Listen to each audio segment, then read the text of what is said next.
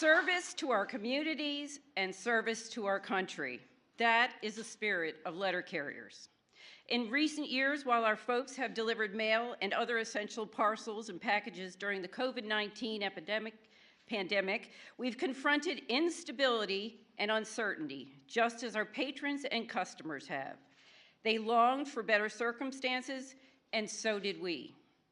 NALC is proud to have contributed to the efforts over the 12 years that resulted in this bipartisan legislation that brings us together today. This legislation will help position the United States Postal Service to provide the service that the American people deserve.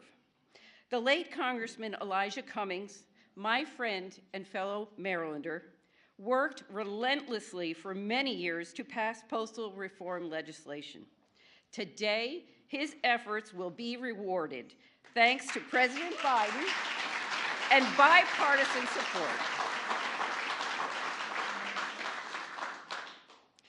Mr. President, the Postal Service is an essential facilitator of our democracy and our economy. We know there is more to do to secure long-term viability, but today is a huge step forward. Thank you for backing American workers. My union stands ready to assist you. God bless you, and thank you for signing this bill.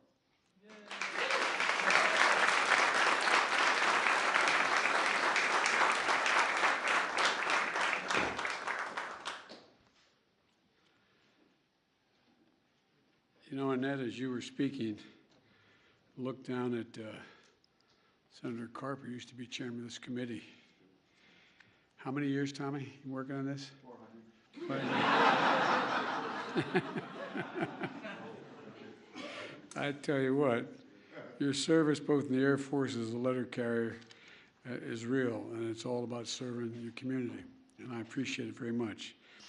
Matter of fact, when I said, it's good to meet you, she said, I know you, we've met before. And I said, I apologize. She said, you used to show up in Wilmington. Well, how often? In D.C. Oh, in D.C. Every year I'd show up to letter carriers, breakfast or lunch or dinner, I can't remember which. But it reminded me why I think foreign policy is easier. War and peace goes down easier, Jerry, I think.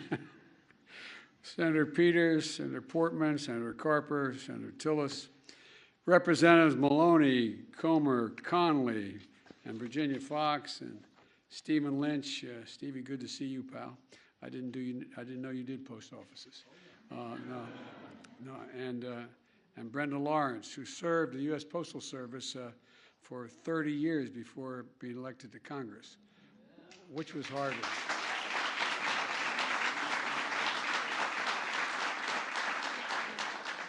Well, look, some of you know, before I became president, I'm sure you all know this, I was the Ben Franklin Professor of Practice at the University of Pennsylvania. Professor, Jim, you know. And everybody walks in, they wonder why Ben Franklin's picture is hanging in my portrait's hanging in my office. Because if I didn't put that off, there'd be nobody I knew would get into the University of Pennsylvania again. I'm only kidding, that's a joke. But Ben Franklin, one of our founding fathers, was our first Postmaster General. And he saw the Postal Service in a way to connect the colonies and to build together as one nation. I mean, literally, that's what it was seen as. It was to connect the colonies and build one nation, connect everything. He saw the power of the Postal Service to deliver more than the mail, but some of our most basic freedoms and basic rights were delivered by the Post Office. Freedom of speech by allowing citizens to voice and their voices to be amplified all across the country. Freedom of the press by offering discounted rates for newspapers. The right to privacy by expressly prohibiting, this sounds silly, but expressly prohibiting the opening of mail that belonged to somebody else. And beyond those rights and freedoms, our oldest postal roads helped give rise to some of our nation's most essential infrastructure. There were postal highways. That's why a lot of these roads were built to provide postal. And by the way, we used to serve with a guy who was from West Virginia, Jennings Randolph. And he started an airline. But the way the airlines used to work was there'd be Tommy, they'd put up two big poles like goalposts, and they would put a wire between it, and they'd hang whatever the Postal Service, the post mail used to be collected, and the airplane would come down with a hook on it and pick it up and take it off. So, I'm not going to say, if Jennings were here, he'd say there'd be no post office out there. But anyway, I'm only kidding. But today, more than 75,000 dedicated women and men of the U.S. Postal Service continue to deliver for the American people. They keep us healthy by shipping 4 million prescriptions per day, 4 million per day. And when we're dedicated, to send and committed, we would send to free COVID-19 tests directly to people's homes. The Postal Service stepped up to make that happen as well. And now they've delivered over 320 million COVID test 19 kits so far in every state, territory, and U.S. military base in the world.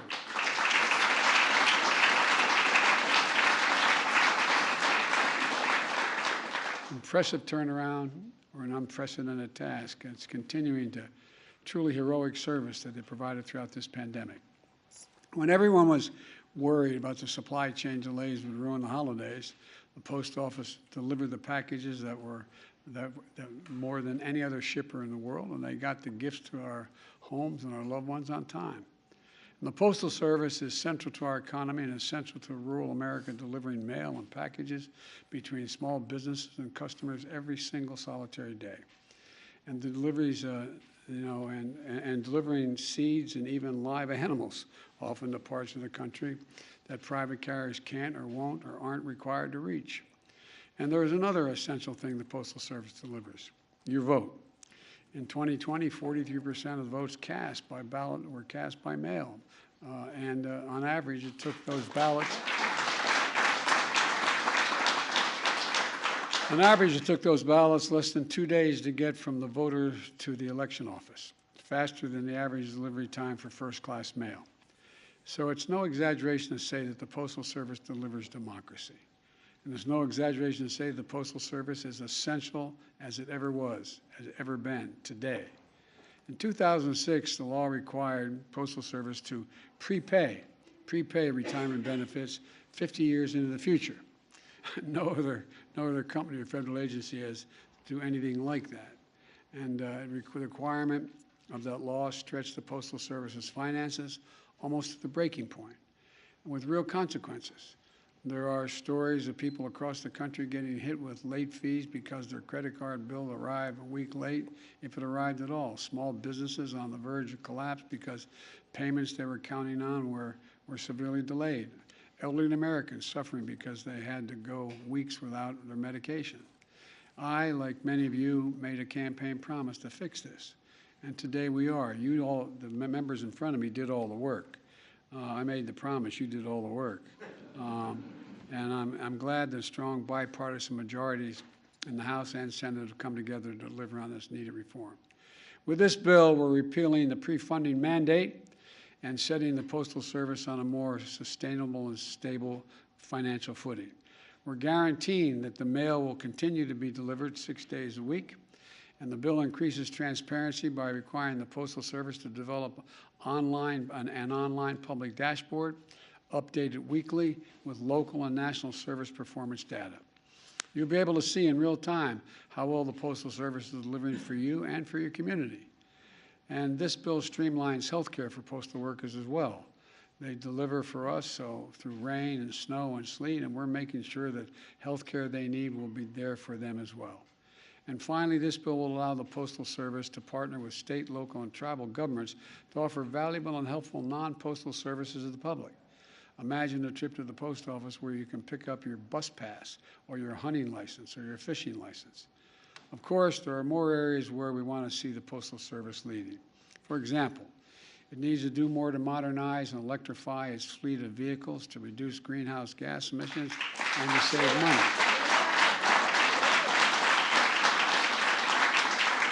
We're going to do that. And I'll continue to fight for these common sense improvements, but today we enshrine in law are a recognition that the Postal Service is fundamental to our economy, to our democracy, to our health, and the very sense of who we are as a nation. And this bill recognizes the Postal Service as a public service, and we're ensuring that it can continue to serve all Americans for generations to come. Now, I'm now going over and sign that postal bill, and those of you who are going to come up while I sign it, I'm not going to read out your names. They told me who you are. Everybody but Stenny can come. Only kidding, Stenny. And we'll get this reform bill finally signed. And Tommy, it only took, what, 11 years? 12 years. Rob, that's pretty fast, right? Anyway, all kidding aside, thank you for the hard work you've done. You've done a good job. Let me walk over here.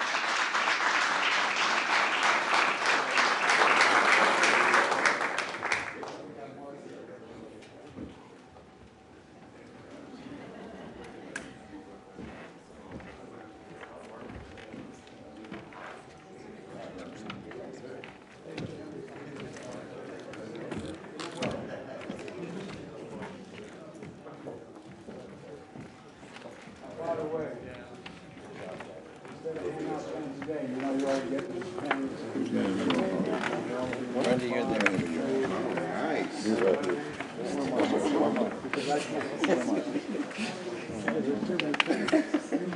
All right. You ready? So ready. That might be nice to her. I told her it'd be nice to you and still vote for you.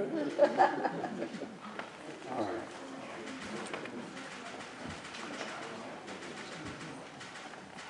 All right, it's official. All right.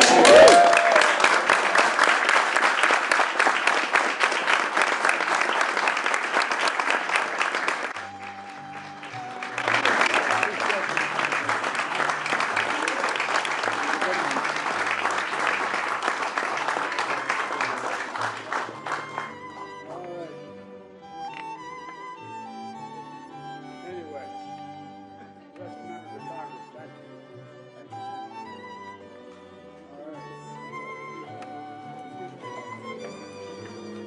Thank you.